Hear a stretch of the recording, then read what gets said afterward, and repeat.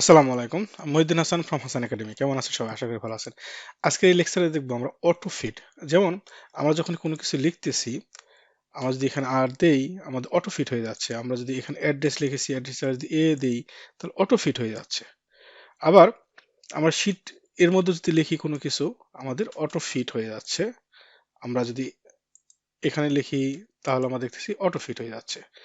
তো এই যে শিট ওয়াইজ কিভাবে আমাদের লেখাগুলো অটো ফিট হয়ে যায়, আমরা সাধারণত কোনো কি কাজ করে থাকি, আমরা যদি ম্যানুয়ালি কোনো কিছু লিখে থাকি, আমরা একটা নতুন ওয়ার্কবুক নিই, যে আমরা কোনো কিছু লিখলাম, লেখার পর আমরা এইভাবে এটাকে অটো ফিট মানে অর্থাৎ এই কলামটাকে সাইজটাকে বড় করে থাকি।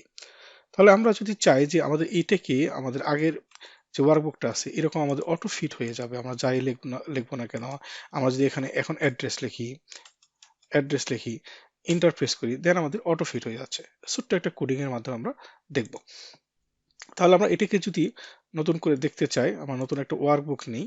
যেমন আমরা এই ওয়ার্কবুকটা নিয়েছি, আমরা এই যে শীট আছে, এই শীটের উপরে অর্থাৎ আমাদের এখানে যে শীটটা আছে, এই শীটের এখানে আমরা যদি এখন রাইট বাটন ক্লিক করি এবং ভিউ কোডে যাই, ভিউ কোডে যাওয়ার পর আমাদের যে অপশনটা এখানে আসলো, এখান থেকে অর্থাৎ এই যে জেনারেল যে অপশনটা আছে, এই জেনারেল অপশনটাকে আমরা এখানে চেঞ্জ করে দিয়ে আমরা ওয়ার্কশিট করে দিলাম। দেন আমরা এখানে যদি এখন লিখি সেলস ডট ইন্টার কলাম, দেন আমরা যেটা এখানে দিয়ে অটো ফিট দিয়ে দিই, তাহলে আমাদের এখন এই জায়গাটায় অটো ফিট হয়ে যাচ্ছে। আমরা যদি এখানে কোনো কিছু লিখি হাসান একাডেমি, এখন যদি লিখি আমরা ইন্টারপ্রেস করি, আমাদের হয়ে যাচ্ছে। বাট আমাদের নতুন একটা ওয়ার্কশিট নেই, এখানে যদি আমরা এখন লিখি হাসান একাডেমি,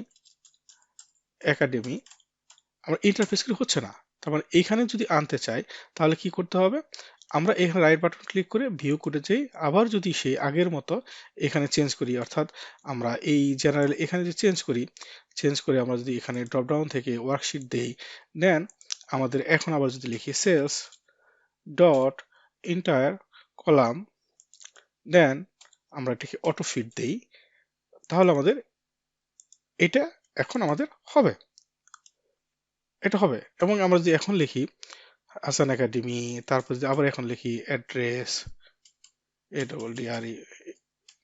অ্যাড্রেস হচ্ছে। বাট আমরা যদি নেম দেই, হচ্ছে। তারপরে কি আমরা এই একটা ওয়ার্কশিট নেবো আর একটা কোড লিখবো, এরকম হয়। আমরা যদি এটা না করি, আমরা নতুন একটা ওয়ার্কবুক নিই, ধরেন আমরা এখানে এসে আমরা এই যে ভিউ কোড, আমরা যদি এখানে যাই অথবা আমরা এই ডেভেলপারে যে আমরা যদি ভিজুয়াল বেসিকে যাই, আমাদের এটা আসলো। আমাদের আগেরটাকে বাদ দেই, আমাদের আগের যে ওয়ার্কবুক গুলো আছে, যেহেতু আমাদের কোডগুলো আছে, আমরা আগের কোডগুলো বাদ দেই সব।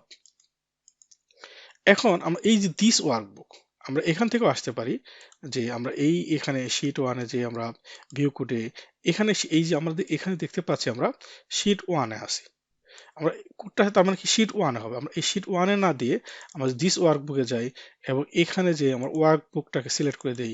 এখন এখানে যদি আমরা লিখি এবং সেন্স অথবা এখানে ওয়ার্কবুক ওপেন আছে, আমরা এই জায়গাটা যে সিলেকশন শীট সিলেকশন সেন্স, অর্থাৎ আমরা এই শীট সিলেকশন সেন্স এই অপশনটাকে সিলেক্ট করে দিয়ে আমরা আবার যাচ্ছি, এখানে সেন্স দিয়ে আমরা এই উপরটাকে বাদ দিয়ে দিলাম।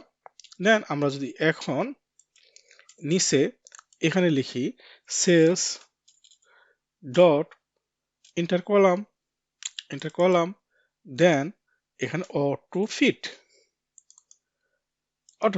এখন আমাদের দেখেন, এখানে আমরা লিখতেছি হাসান একাডেমি, অটো ফিট হয়ে গেল। আমরা শীট আরেকটা নিচ্ছি, এই আরেকটা শীটে এসে যদি লিখি নেম, ইন্টার হয়ে যাচ্ছে।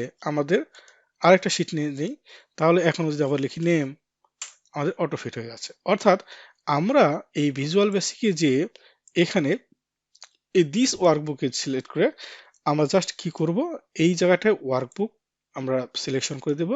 দেন আমরা হচ্ছে হলো কি এখানে এই সিলেকশন সেন্স এই জিনিসটাকে সিলেক্ট করে দেব। দেওয়ার পরে আমরা যদি এই কোডটা সেম কোডটা কিন্তু আমরা শীটের ক্ষেত্রেও লিখেছি এবং আমরা ওয়ার্কবুকের জন্য লিখেছি।